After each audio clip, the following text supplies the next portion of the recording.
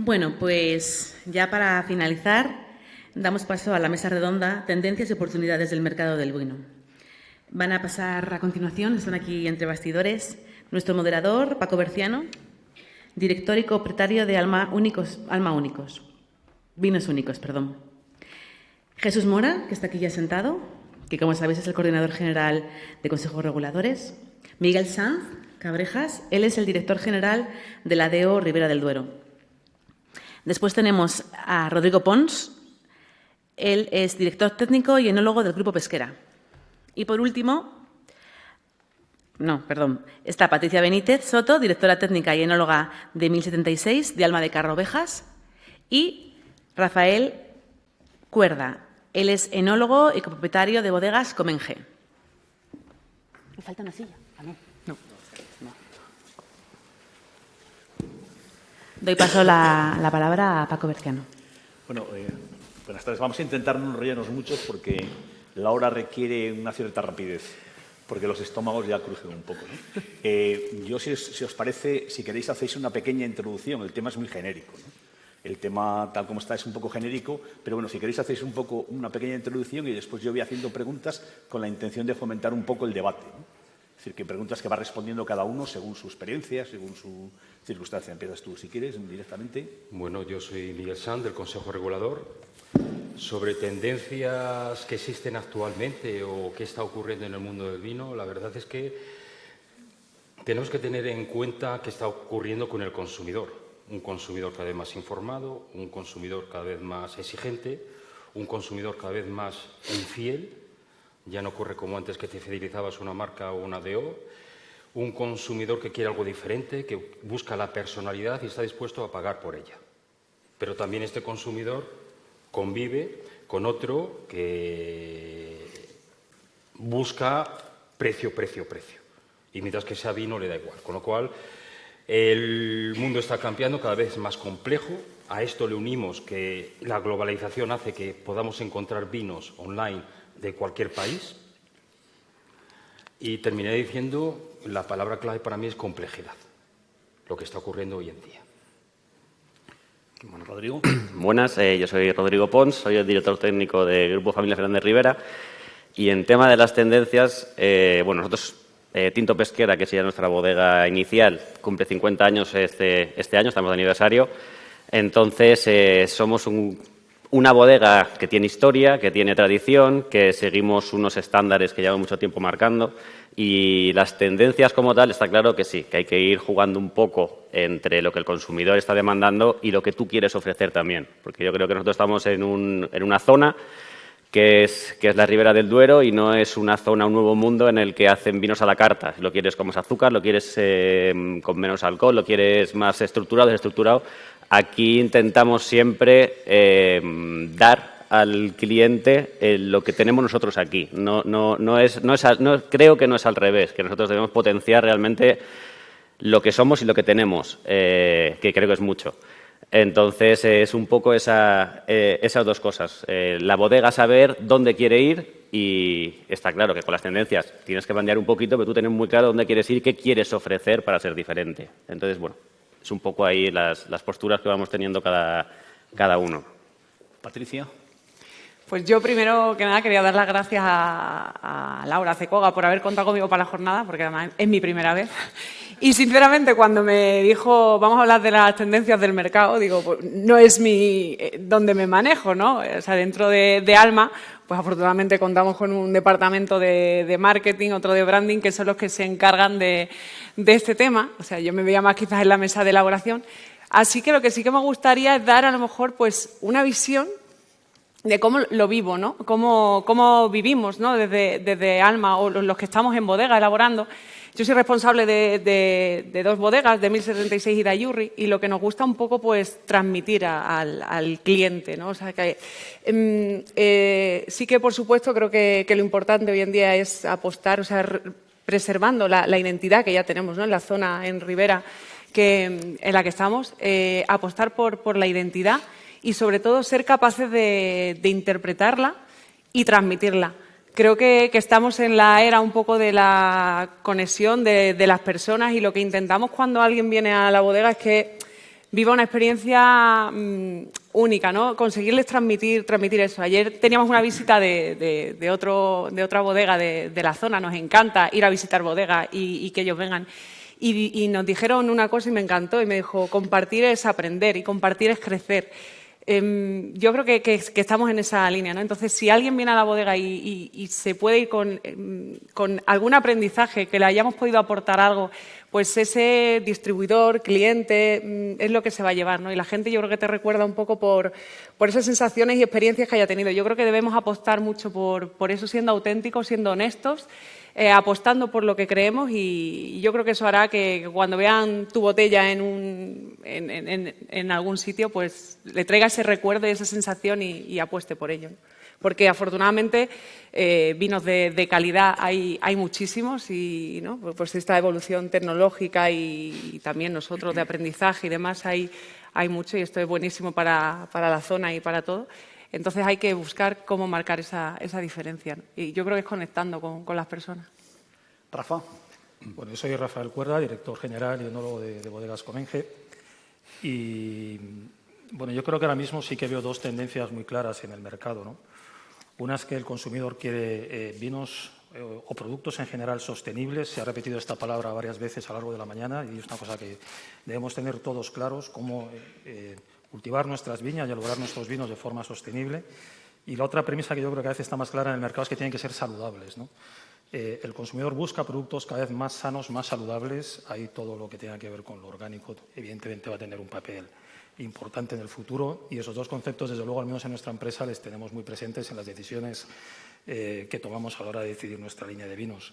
Y luego hay una tercera cosa muy importante que ha apuntado ahora Patricia, es que el consumidor quiere interaccionar con nosotros, quiere interaccionar con las marcas. Tenemos que ponérselo muy fácil, ser muy ágiles en eso. Quiere experiencias, quiere conocer la bodega, quiere conocer en profundidad cada detalle de la elaboración, de lo que hacemos en la viña, en los vinos, de dónde vienen nuestras botellas. Está cada vez más preocupado con eso, y tenemos que saber cómo llegar a él para dar esa información que la están demandando claramente. Jesús. Sí, yo iba a aludir precisamente al concepto de sostenibilidad, y lo voy a conectar con otra tendencia que creo que también existe en el consumidor, que es los valores, la identificación con las marcas vía valores. Primero, en relación a la sostenibilidad, el sector del vino tiene una oportunidad ahora mismo, que puede hacer un autodiagnóstico. Todos sabemos que el sector del vino, los operadores y las propias DEOs tienen un impacto positivo en el territorio, pero no tenemos muy claro cómo medirlo y, sobre todo, cómo reportarlo. Hoy no es solo saber que uno hace determinadas cosas, sino saber contarlas, y contarlas en base a una serie de estándares.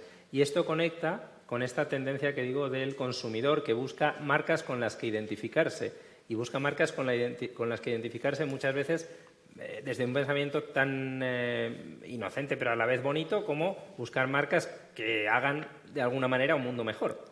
Pues esto pasa también por la sostenibilidad. Es una herramienta que el sector tiene a disposición, o un camino que el sector tiene que transitar.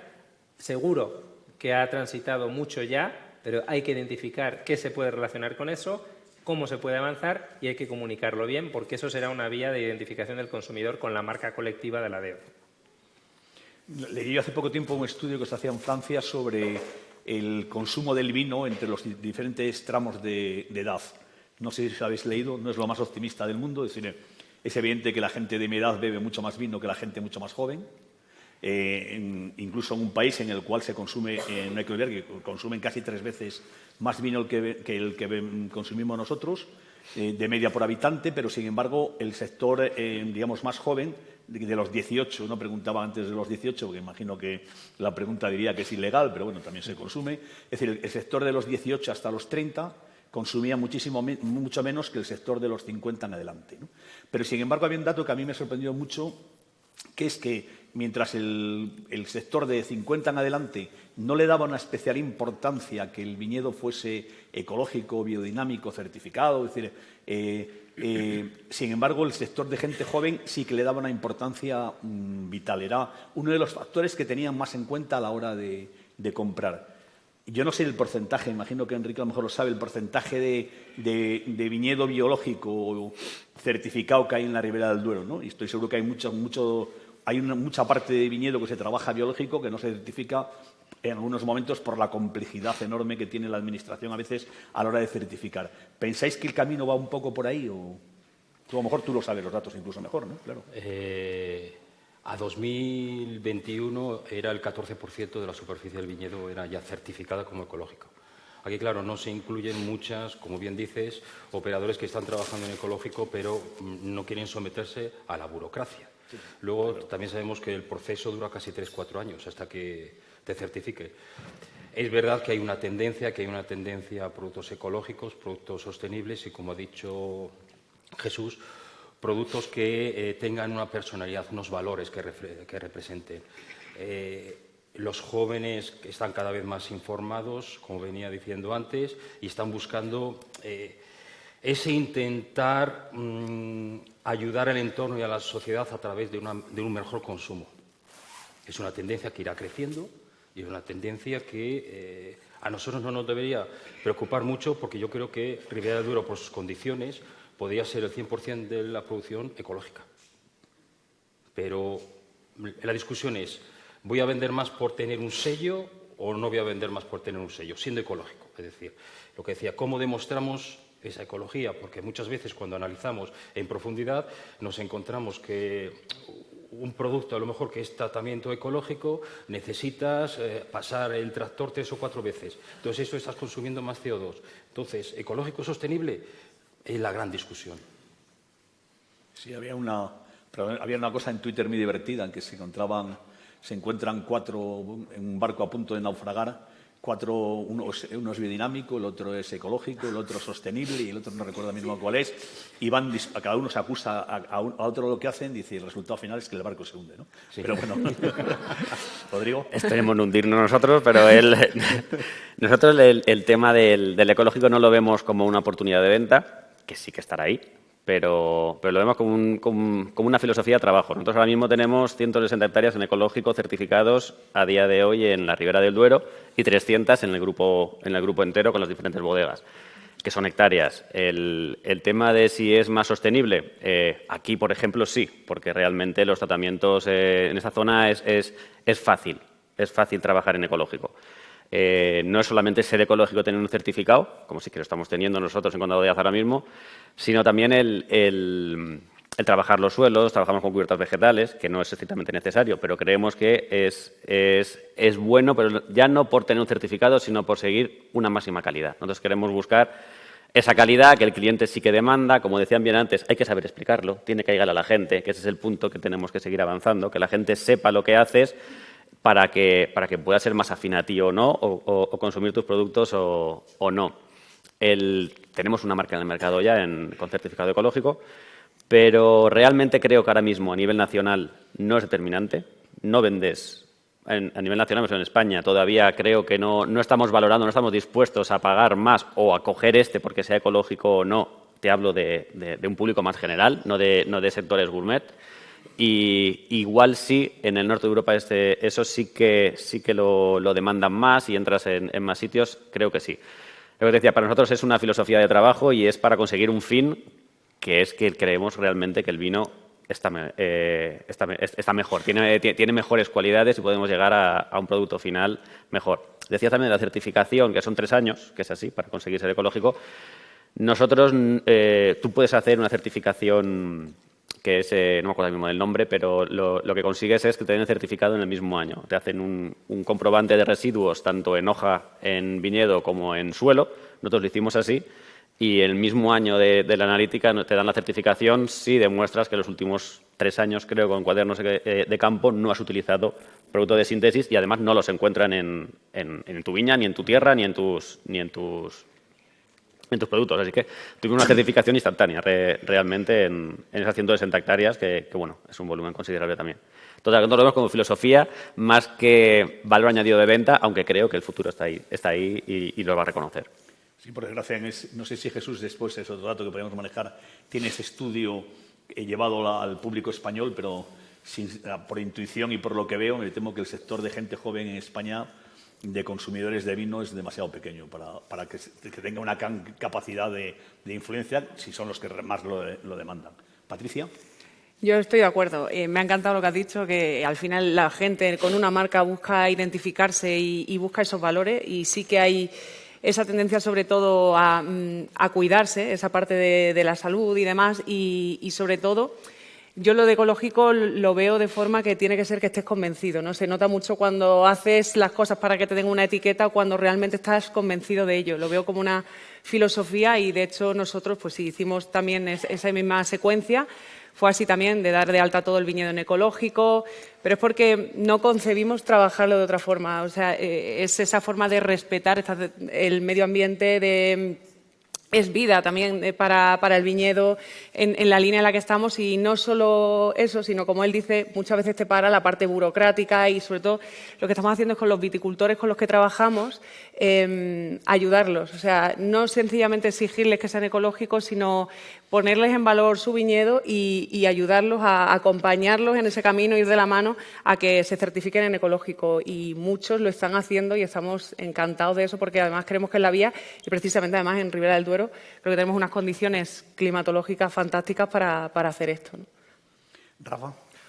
Pues, bueno, me llama la atención, no sé cómo lo ha hecho Laura aquí la elección de los que estamos en la mesa, pero también nosotros tenemos el 100% del viñedo certificado en ecológico, así que debemos ser, si no el 14%, pues cerca del 8%, ¿no? Es una cosa curiosa, nosotros las 90 hectáreas propias las trabajamos también 100% certificadas en ecológico. Y ayer, bueno, buscando datos para poder contaros algo hoy, me llamó la atención que el 100%, no digo el 98 y el 99, el 100% de las ofertas de compra del monopolio de Noruega de vino español demanda vino exclusivamente ecológico. El 80% de la compra de vino en Suecia por el monopolio sueco es vino ecológico. Curiosamente, a los finlandeses el 0%, no sé por qué, ¿no? Bebe vodka ruso, pero es curioso, ¿eh? Si tú quieres vender vino en Noruega, no sé, no es un mercado muy grande, pero desde luego es una herramienta bastante interesante ser ecológico. Si no lo eres, vas a tener muy complicado la entrada en algunos mercados. Esto es hoy, ¿no? Yo estoy seguro que dentro de 5 o 6 años esto es una tendencia que va a ser global, evidentemente, ¿no? Siempre pensamos que un producto ecológico tiene que ser más caro, yo no sé por qué, ¿no? Yo creo que la manera de convencer a un viticultor de trabajar en ecológico, la primera, la más fácil, es demostrarle que se va a ahorrar dinero. Eso les encanta. Cuando tú les explicas que es que te va a ser más barato cultivar tu viña, va a ser más saludable para la planta y más saludable para ti, te convence rápidamente, ¿no? Pero sobre todo el bolsillo. No sé por qué tenemos que pensar que un vino ecológico es caro. Nos gustaría a todos vender vinos de Ribera a alto precio, pero una de las tendencias del mercado, desgraciadamente para todos, a pesar de lo que se ha dicho en la mesa anterior, es que el consumidor está buscando vinos más baratos, no vinos más caros. Ya sabemos que hay vinos muy caros, algunos con precios de sueño, pero el consumidor global no quiere gastarse 40 euros en una botella de vino, no nos engañemos, nos gustaría vendérsela a 40, pero las cosas van por otra tendencia. Quiere mucha información, va a ser cada vez más exigente y no quiere pagar demasiado dinero, no nos olvidemos de eso. Y, por supuesto, debe ser saludable, no solamente tiene que ser ecológico, ¿no? Hablamos también de aditivos, de sulfuroso, de otras cuestiones que tendremos que crear como enólogos herramientas tecnológicas, o más bien biotecnológicas, que nos permitan trabajar vinos que sean perdurables en el tiempo, que tengan calidad, sin emplear pues muchos conservantes que hasta hoy en día los tratamos como algo habitual, ¿no? O sea, es otro reto que tenemos por delante a los que nos llegamos a esto. El otro día en el Wineland que estuvimos, curiosamente decían que estaba cayendo mucho, porque ahí sí que se habló de mercado, además de tendencias, de por edad, o sea, por distintos targets, ¿no? Lo que se estaba buscando ahora en el consumo. Tanto de productos como por edades. La verdad es que fue un estudio que ojalá hubiese podido transmitir aquí, ¿no? Porque sí que ahí se habla de toda la tendencia del mercado, mucho del e-commerce, de toda la parte online, de hacia dónde va la tendencia. Y sí que comentaban, ¿no? Y también hilando con la mesa anterior, hablando de la cantidad, hasta dónde deberíamos dejar crecer la ribera, dónde queremos ir, que estaba cayendo mucho el sector bajo, ¿no? Del vino, o sea, de los precios más baratos y demás, y hablando con compañeros, proveedores de corchos, decían que lo notaban, ¿no? Que normalmente en los precios más bajos van los tapones sintéticos y demás, y que estaba cayendo mucho y se estaba apostando, o sea, que sí que se afianzaba el mercado un poco a nivel medio o un poco más alto, ¿no? También en posicionamiento de vinos. Entonces, dar esa vuelta, ¿no? Quizás, y nosotros en Alma también apostamos un poco por eso, no se trata de vender más, sino de vender mejor y posicionar la marca, pero claro, realmente implica hacer las cosas bien y ir con esa, no tanto en cantidad, sino en calidad, y posicionarnos un poco ahí, porque daban ese dato y sí que es curioso, ¿no? Jesús. Sí, a mí me gustaría, he apuntado varias cosas. Para bien o para mal, el vino no es un producto de primera necesidad. Esto quiere decir que la gente no tiene por qué ir necesariamente a precio cuando va a buscarlo, porque el que va a buscarlo se lo puede permitir. En líneas, hablando generalizando mucho, yo creo que uno de los servicios que, bueno, en relación a esto sí quería apuntar que, por ejemplo, muchas DEOs pequeñas se acaban posicionando en gamas altas, porque al final es el hueco que les queda, pero al final es lo que más rentabilidad les acaba dando y, claro, parece fácil decirlo, o sea, es fácil decirlo, mejor dicho, no sea tan fácil hacerlo, pero bueno, es algo que se puede intentar. Luego, creo que un servicio que sí que puede prestar el consejo a los operadores es identificar demandas sociales. La sostenibilidad es importante hoy en día porque es una demanda social consolidada, no porque 4 iluminados o iluminadas en Bruselas decidan, no, ahora vamos a ser todos sostenibles sí o sí. No, es porque hay una demanda social detrás y eso se intenta traducir en políticas. Bueno, pues en este caso, igual que en su momento los equipos de fútbol contrataban psicólogos y parecía súper revolucionario, igual las DEOs tienen que empezar a trabajar con sociólogos expertos en consumo o hay que identificar tendencias y transformaciones sociales, de tal manera que de ahí puedan derivarse oportunidades para el sector, porque al final intentamos darle al consumidor lo que quiere. Si no nos compra, por muy buenos que seamos cada uno, pues no habrá futuro de ningún tipo. Por tanto, yo creo que ahí el Consejo Regulador tiene un papel y tiene una vocación de servicio. Muchas veces el operador, tanto en campo como en bodega, bastante tiene con tirar en el día a día. El Consejo, afortunadamente, puede levantar la mirada y mirar más allá.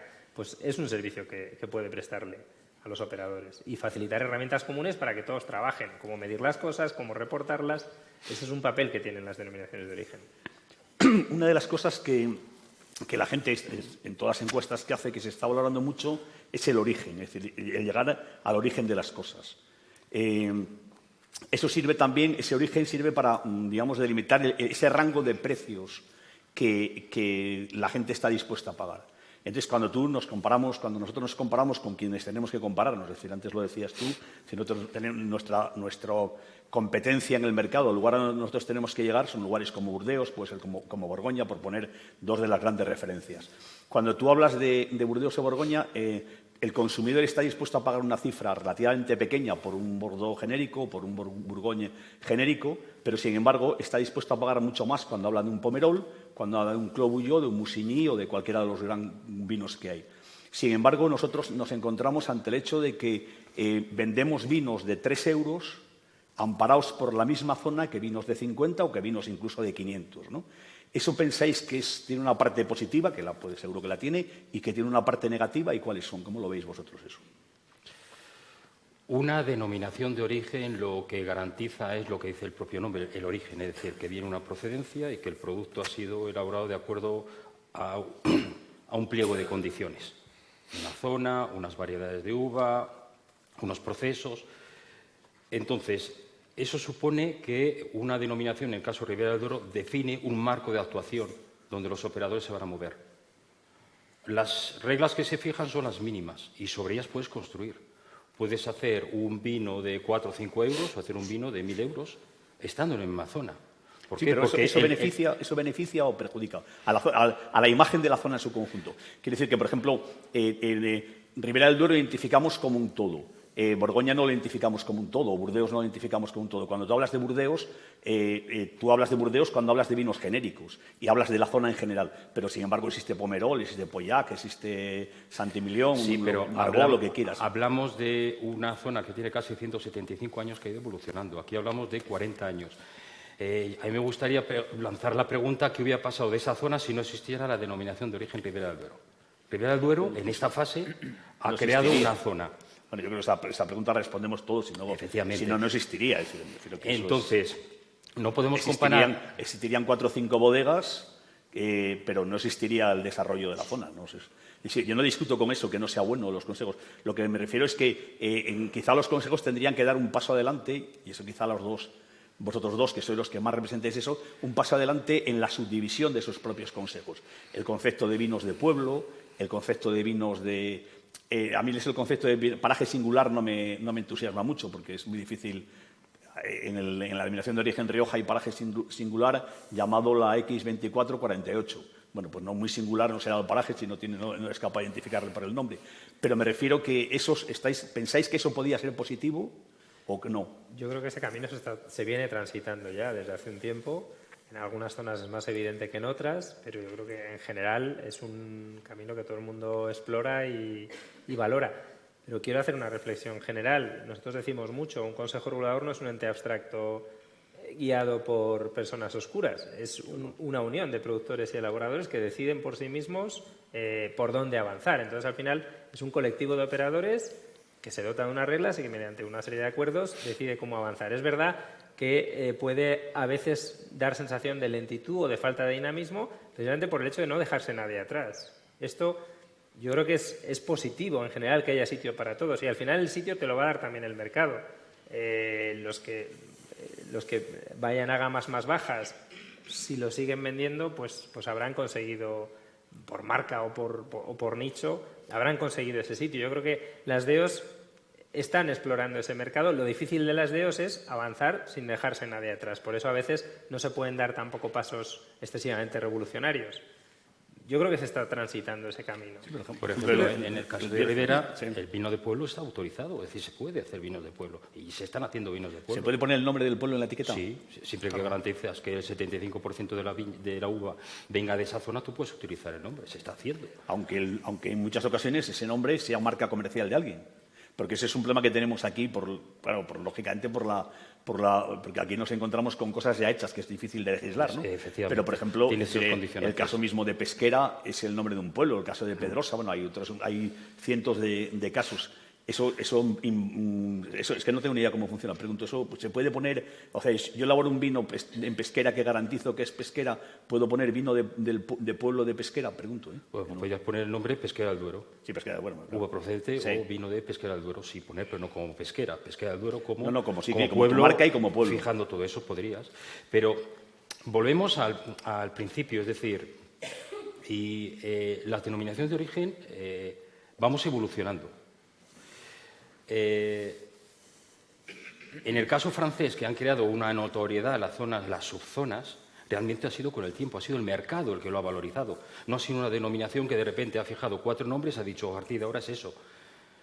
¿Cómo lo vemos desde el Consejo? Y como reitero lo que ha dicho Jesús, que son ese propio sector el que decide o no decide, avanzar o no avanzar. En este momento, en España, por ejemplo, tenemos 101 denominaciones de origen. Tenemos 47 indicaciones geográficas. ¿101 de vino? De vino. Entonces, imaginémonos esa complejidad cuando vas al punto de venta. Lo que hace hasta ahora la denominación de origen simplifica la decisión de compra. Es decir, tú cuando vas, si habéis ido y habréis ido a un supermercado o a una tienda de vinos en Nueva York o en New Jersey, tienes 3.000 referencias. ¿Cómo tomas la decisión de compra? Y la decisión de compra la tomas en menos de un minuto. Cuando consigues crear una categoría de vino español y una categoría de Ribera del Duero, el consumidor automáticamente sabe dónde elegir. Y luego, dentro de esa gama, será el consumidor que decida si quiere un vino de $10 o uno de 25 o uno de 75. Con lo cual, la denominación ayuda. Y la denominación hasta ahora, Ribera del Duero, tiene una notoriedad, sobre todo en España, muy fuerte. Este año salió el listado de las 100 marcas de mayor confianza que ofrecen al consumidor. En la posición 90 estaba Ribera del Duero. Es decir, una denominación ofrecía confianza y competía con marcas comerciales. Con lo cual, eso quiere decir que hasta ahora lo hemos hecho bien. La evolución, ¿cómo vamos a ir? No sabemos. Eso que me refiero que como estamos analizando la mesa redonda hoy, es más que nada analizar cuáles son las perspectivas de futuro, ¿no? Que se ha hecho bien es la demostración más evidente de que está haciéndose esto aquí, ¿no? Si no se hubiese hecho bien no estaríamos haciendo esto, no hablaríamos de... Pero me refiero que yo lo planteaba como una evolución de futuro, ¿no? Pero hilando con esto, ¿no? O sea, a todos, ¿eh? Sí, no... cuando dices eso, es verdad, y te ubicas y lo ves, pero si te fijas, antes era pues el roble, crianza, reserva, gran reserva, normalmente llevaba asociado un rango de precio y ibas ahí. Ahora esto está dando un poco la vuelta porque resulta que ahora el genérico en la DEO son los más caros, ¿no? O sea, ¿cómo podríamos, ¿no? Con lo que decía un poco Paco, poner en valor a lo mejor eso o cómo se podría hacer? ¿Cómo lo veis esto? Desde mi punto de vista es sencillo, que decir, existe la denominación crianza, reserva, gran reserva porque es norma nacional. No es norma del Consejo Regulador. y, por tanto, cualquiera que quiera utilizar esa denominación y cumpla la norma la puede utilizar. Para nosotros es bastante sencillo. Una vez que tú te sitúas en la zona de Ribera del Duero, tú eliges la marca. La marca es lo que te tiene que aportar ese valor. La marca pesquera, la marca 1076 o no, cualquier marca es la que tiene que dar confianza al consumidor, porque esa marca es la que va a permitir a la bodega crecer y a la bodega situarse en los mercados. Al final, el Consejo Regulador está invirtiendo en promoción, invierte el 65% de su presupuesto en promoción para crear notoriedad, para ayudar a las bodegas a vender. Entonces, el último término, como tú eliges, es la bodega. No creemos título más título para complicar. Ya es complicado tomar decisiones de compra. No hay que olvidar que nos invitamos a Francia, que siguen siendo los grandes vendedores de vino, sobre todo de vino de un precio alto, es decir, medio alto, no me refiero. Porque en conjunto del vino no sé si son los primeros o los segundos, los terceros, no lo sé, porque eso varía cada año según la producción que había, ¿no? Pero son capaces, sí, luego tienen una media de venta mucho más alto. Tiene muchas más denominaciones que origen de nosotros y mucho más complicadas. Borgoña es de un tamaño más pequeño que la Ribera del Duero y tiene 86, ¿no? 86. Burdeos es casi 3 veces, pero tiene 155. Es decir, y sin embargo, eso no les perjudica en el mercado, porque la gente identifica el conjunto global de la zona y, sin embargo, después identifica, digamos, las estrellas de la zona. De forma que cuando el consumidor va a coger un Clobullo, sabe que va a pagar mínimo 200 euros. Entonces, y sin embargo, cuando va a coger un Borgoña genérico, bueno, ya no voy a decir los precios, porque con lo que ha pasado en Borgoña, ya lo que antes eran de 10 euros, ahora son de 30, o sea que la subida ha sido tan disparatada que ya no sé decir ni siquiera. Pero si digo 30 dentro de un minuto, tendré que decir 35. Pero si nos vamos a los mercados que realmente están exportando y están vendiendo, Chile, Argentina, Nueva Zelanda, Australia, es vino chileno, es vino argentino. ¿Pero esa es nuestra competencia? No, es que ahí nuestra no competencia estamos es el vino nosotros. de calidad. Nuestra competencia Claro, es el vino a eso de me refiero, calidad. que es que nuestra competencia, claro, es que realmente cuando se plantea esta mesa redonda, lo primero que se plantea es cuáles las perspectivas, ¿cómo se titula? Tendencias y oportunidades del mercado del vino. Claro, tendríamos que decir que no hay un mercado del vino. Hay muchos mercados del vino. Es decir, está el mercado de vino, digamos, de precio más barato, que decías tú que puede estar en crisis, está el mercado del vino medio, o sea, que me refiero que hay muchos mercados, ¿no? Yo me refería a la batalla donde yo creo que tiene que jugar la Ribera del Duero por calidad, es la batalla del nivel alto, ¿no? Es decir, nosotros tenemos que luchar contra competidores de nivel alto, ¿no? Pero ya lo estamos haciendo, es decir, cuando te vas a los datos de exportación, que es donde realmente demuestras con quién compites, tenemos precios de exportación medios a nivel de Italia. Es decir, mientras que, te pongo un ejemplo, datos, el precio medio de exportación por litro del vino, en general, envasado, está en 2,40 español. El vino Condeo español está en 4 euros el litro. El vino de Ribera del Duero está en 11,30. Significa que estamos arriba y lo estamos haciendo bien. No se exportan los robles. No se exportan los vinos jóvenes.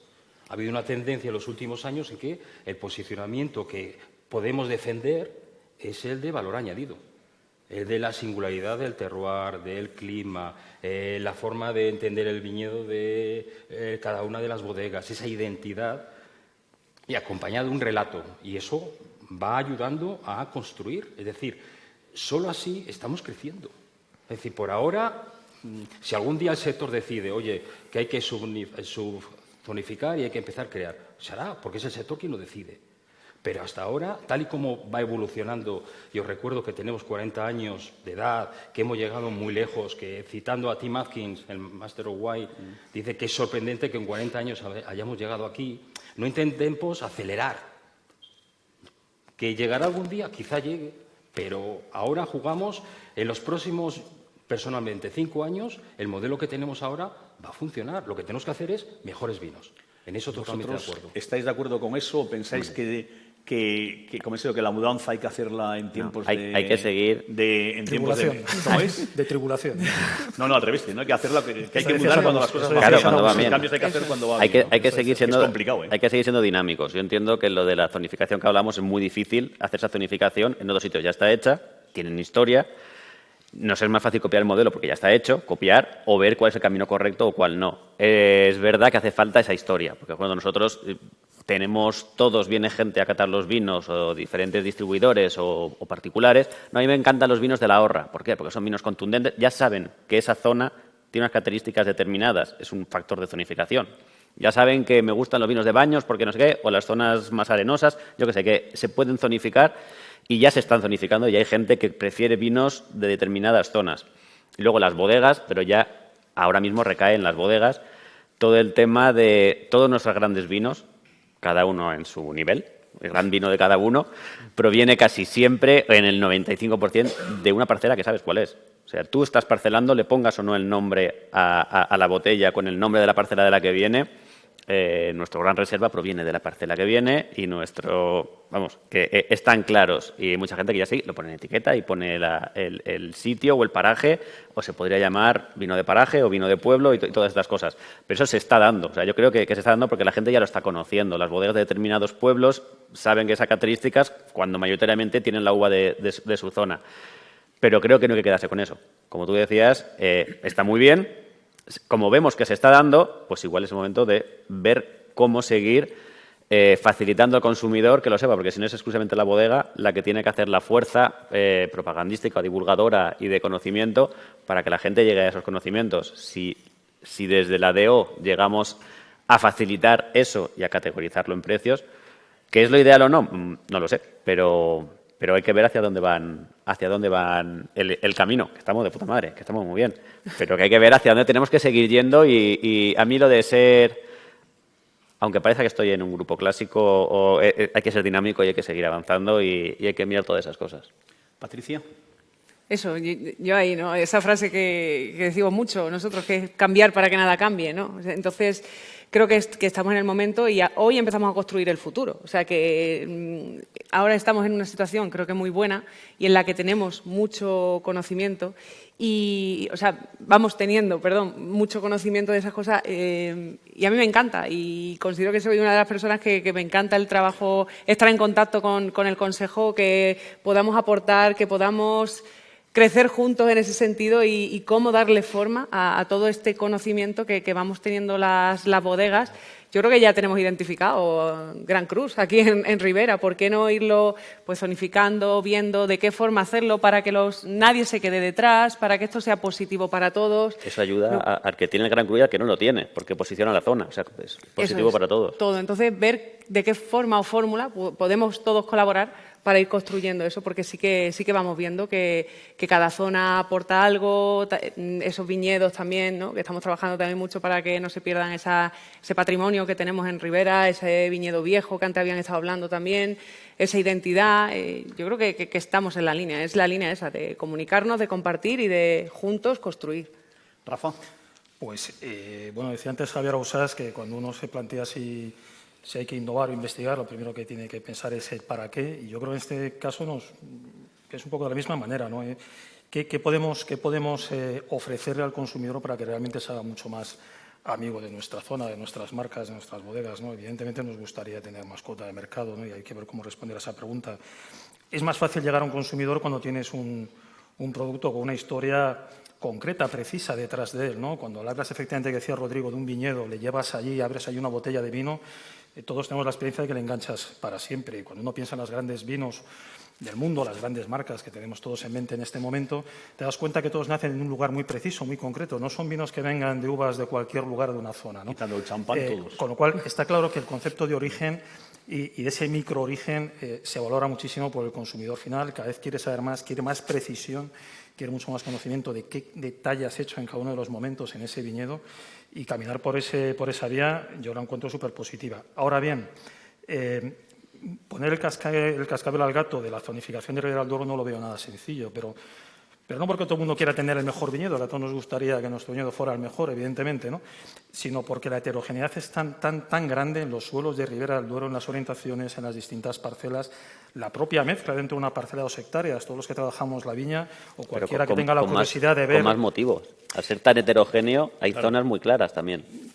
Yo además fíjate, zonificar- cuando miras Ribera del Duero desde una aplicación como Google Earth, te das cuenta de la mezcla de colores que te puedes encontrar en parcelas súper pequeñitas, pero desde que entras en Valladolid hasta que sales por Soria, ¿no? O sea, no lo veo, se puede hacer, pero no lo veo Fácil tan no, sencillo. por No lo veo tan supuesto. sencillo. Pero Es que hay una además heterogeneidad de zonificarnos, terroirs pero impresionante. zonificarnos, clasificar, ¿eh? Yo, por ejemplo, soy partidario acérrimo de zonificar y, sin embargo, veo complicadísimo clasificar. Porque para clasificar cuáles son los mejores viñedos tiene que haber una trayectoria de tiempo, saber qué vinos han elaborado en esos viñedos. Y eso ya lo sabemos todos. Como Y decía eso, también pero me Rodrigo, refiero ¿no? que tiene que esa clasificación. Zonificar después va a ser el mercado, tú antes lo decías, el mercado te pone en su sitio.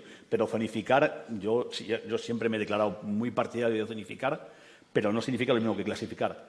Jesús, es que una pregunta, ¿hasta qué hora tenemos? Bueno, pues entonces, Jesús, te toca casi. Nada, yo apelaría a intentar buscar un cambio de mentalidad. El concepto de DEO hay que divulgarlo incluso entre los operadores. ¿Por qué? Porque muchos operadores muchas veces, me ha encantado lo que he oído aquí, porque se nota que se sienten parte de la DEO, que la piensan, que consideran cómo avanzar, cómo evolucionar, pero muchos operadores muchas veces dentro de una DEO lo que quieren es el sello, eso les ayuda a vender más caro y se acabó. Y cuanto menos les digas cómo tiene que hacer las cosas, mejor. Y esto no es hacer creer en la DEO ni participar del modelo de la DEO. Para estar en una DEO hay que creer en el modelo de verdad y hay que participar desde abajo. Cuando hay elecciones toca participar, pensar en quién te va a representar, quién no te va a representar, hacer llegar propuestas, como decía la compañera. Yo creo que es un cambio de modelo, no es solo un sello, es un modelo. Y pensar en que cuanto mejor nos vaya a todos, mejor nos va a cada uno también. Este es un leitmotiv que cada DEO debería tener y no siempre se tiene. En Francia, que hemos hablado aquí, hay una cultura asociativa admirable para todo, no solo en el mundo del vino. Ojalá tuviéramos aquí la mitad de la mentalidad asociativa que tienen ellos. Pues esto es lo que hay que trabajar desde las DEO. Y las DEO se construyen desde abajo. No se toman decisiones y los de abajo asumen, sino desde abajo hay que intentar que los de arriba tomen decisiones. Los que están sentados, no hay jerarquías. Bueno, ya acabamos ya. Yo simplemente recuerdo que yo monté mi primera tienda en el 88. Algunos de los que, no sé si habéis nacido, algunos de los que estabais aquí, pero si habéis nacido hoy casi os tendría que coger de la mano.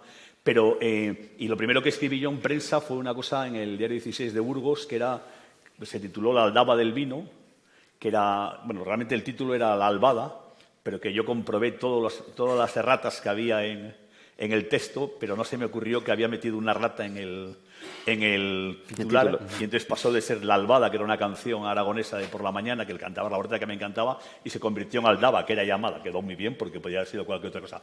Y si comparas, es decir, Enrique, que nos conocemos de esa época, si tú comparas lo que había en la Ribera, nosotros hacíamos un reportaje sobre cada bodega de la Ribera del Duero, y imagina, eso ahora requeriría una vida, porque se publicaba era una vez a la semana, ¿no? Y sin embargo, de aquella, pues casi, hombre, no un año, pero en 2 años así casi acababas, porque no había tantas bodegas como hay. Entonces, quiere decir que el trabajo que se ha recorrido aquí es espectacular y eso es indiscutible, ¿no? Y yo creo que además en eso estamos todos de acuerdo.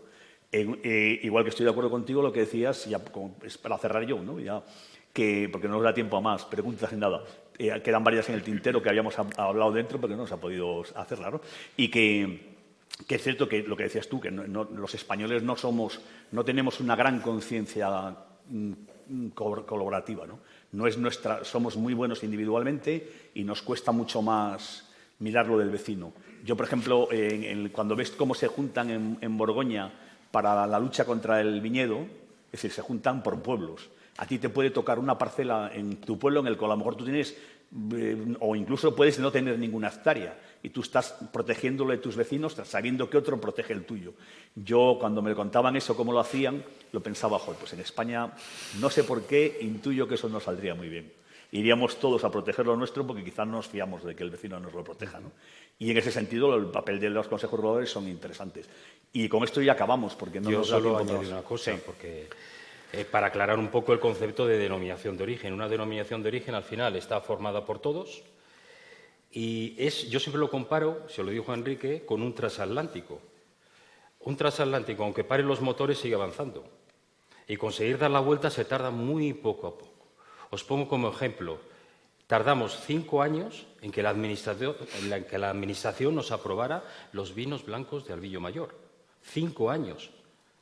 Y no fue el Consejo. El Consejo hace años que quería meterlos, pero te encuentras con una burocracia, tanto europea como española, que tenemos que lidiar con ella. Por eso que a veces es fácil decir podemos hacer esto y lo otro, pero nosotros vemos la complejidad que supone de eso. Nada más.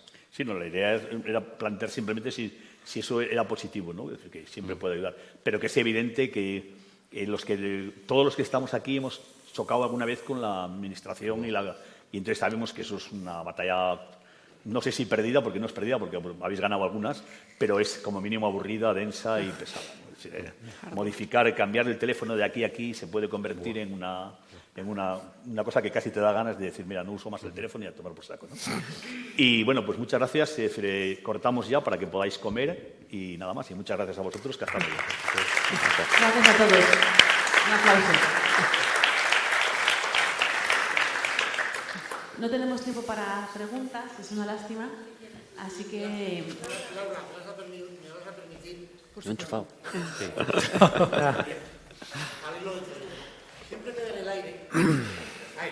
Siempre queda en el aire la zonificación. Digo, porque eso es algo importante para todos, ¿no? Yo creo que es algo que tenemos que meterlo y dejarlo claro, ¿no? Claro, el método de Burdeos, que yo recuerdo, vamos, según al parecer conocemos, se hizo en un estado absolutista, diciendo que esto es bueno y esto es no. Es decir, quiero decir que eso fuera así realmente, ¿no? Aquí realmente, cuando hablamos de hacerlo, me gustaría que me dijerais cómo, ¿no? Para ver cómo ponemos las estrellas sin estrellar a nadie. No, pero es que zonificar no es clasificar, vale. y yo insisto. No, es que aquí se trata de poner estrellas, pero a ver si estrellamos a alguien, ¿sabes? Entonces, todo esto yo creo que hay que tener mucho cuidado. Es decir, a la llevar la realidad es muy complejo, ¿sabes? Es más complejo de lo que parece. Sí, vamos, yo lo considero, como he comentado, prácticamente imposible. Es decir, ahora mismo estoy seguro que si preguntamos aquí, a que nuestra línea es la mejor, ¿no? Claro. Vale, pues a partir de ahí, como quieras. Pero yo para responder, no, pero yo una cosa para responder es que desgraciadamente se mezclan demasiadas veces dos conceptos que son completamente diferentes. Yo he dicho antes que soy total y absolutamente partidario de zonificar, pero no soy nada partidario de clasificar. La clasificación la va a hacer el mercado con el tiempo, pero sin embargo zonificar es más sencillo. Zonificar es decir, es valorar dentro de los pueblos y después dentro de los pueblos las parcelas en base a sus suelos, a sus orientaciones, es decir, hacer una zonificación que nunca va a ser perfecta. Es decir, las zonificaciones, todo lo que se empieza hay que ir cambiándolo, pero eso no es tan complicado. Lo que es difícil es calificar, ¿eh? Estudio de suelo. Estudio de suelo es una cosa. ¿Cómo es el suelo en cada zona? Si es más calcáreo, más arenoso, más arcilloso. Otra cosa es no. Y yo creo que hay que llevarlo a la realidad. Es una cosa, como he dicho, que ahora preguntamos a ver cuál es la viña peor de todas. No, pero insisto que es que, Enrique, estás todo el rato hablando de clasificar. Y es que zonificar no es clasificar. Son dos cosas diferentes, ¿eh? Clasificación de suelo. Sí, perdón, no clasificación. Estoy hablando de estudio. Sí, estudio de suelo. Zonificar, es decir, zonas, comarcas. Es decir, eso es una razón más o menos objetiva. Es decir, eso no es esencialmente complicado. Bueno, hay polémicas porque nada es perfecto. Es decir, los suelos no tienen la costumbre de acabar aquí y empezar de repente el otro, sino que se van desarrollando. Es complejo eso, está claro que no es fácil. Pero yo no soy partidario, insisto, porque eso me ha pasado más de una vez, yo no soy nada partidario de clasificar. No creo que tengamos ninguna historia en estos momentos para considerar que un vino es un gran cru, un primer cru, no sé qué, un quinto, un sexto, un 18. No, porque no hay trayectoria de vinos elaborados de esos pagos a lo largo de los años. No sabemos cómo evolucionan, no sabemos cómo son, entonces eso el tiempo y el mercado lo va a hacer, pero si clasificamos y permitimos el uso de esas zonas, pues sería una parte positiva. Esa es mi opinión, ¿eh? Y además para eso está el mercado, como has dicho, Bueno, que pues- es zonificar. Porque es que seguramente al que le guste, como decía antes, la horra te puede dar un perfil y habrá mercado para ese perfil y mercado para perfil baño y mercado porque cada uno, pero sí conocer realmente la identidad de cada sitio, que son muy diferentes y eso es muy bonito. La riqueza que tenemos es poner encima de la mesa la riqueza que tenemos, que dentro de Ribera hay una riqueza tremenda. Sí. Esto daría para hablar, pues eso, casi un día. Y con todo, tenemos muchas cosas de que hablar hoy. Pero sí que es verdad que es que no podemos continuar más. Así que os doy las gracias por el esfuerzo que habéis hecho de venir aquí y ha sido una ponencia, una mesa redonda increíble. Muchas gracias a todos.